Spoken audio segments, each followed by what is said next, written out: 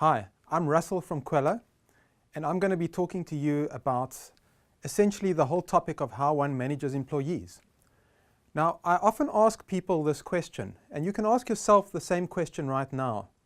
Think of that part of your career where you gave your best at work. You were the most engaged and you gave your best. And then I ask people, what was it about your environment that made you do that? And the answers I usually get are, my manager empowered me. My manager gave me a lot of recognition. I was learning new things. I was given a lot of new opportunities. Things like that. But it usually goes back to manager behaviors, and that's the point I'm trying to make. That's the point of this workshop. We're going to be looking at the manager behaviors that ideally you need to do. Things like setting expectations, giving recognition, correcting people when they need it, how to delegate, how to let go, how to problem solve with people. I think back to my very first management job where my boss just basically handed me the keys to a new department and I had no training and off I went. Well, I can tell you this, my style was very much to leave people alone until there was a problem, and then I would swoop in and try and fix it and then swoop out again. And nobody quit. I wasn't that bad. But around the end, when I actually left that organization, one person came to me and said, you know what, I learned a lot from you, Russell, but I nearly broke. In other words, he wasn't that happy reporting to me. There were basically a lot of mistakes I made. They're mistakes you don't need to make. They're simple things. That's what we're going to be covering in this workshop.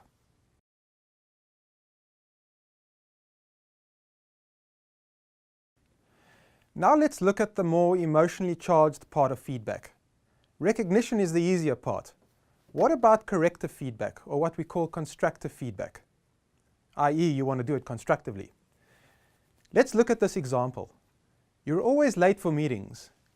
We feel that you don't respect our time. Now that's something a manager might say to somebody.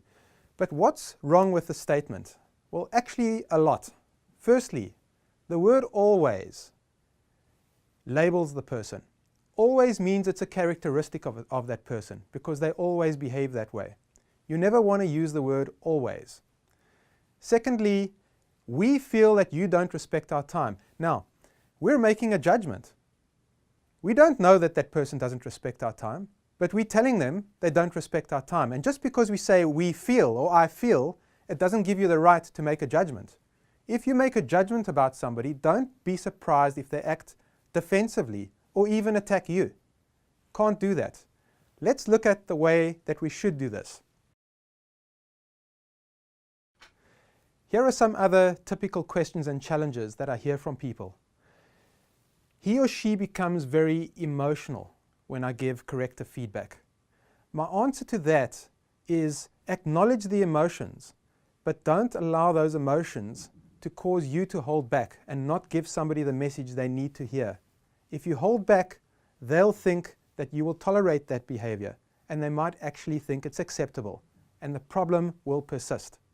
You must confront unproductive behaviors.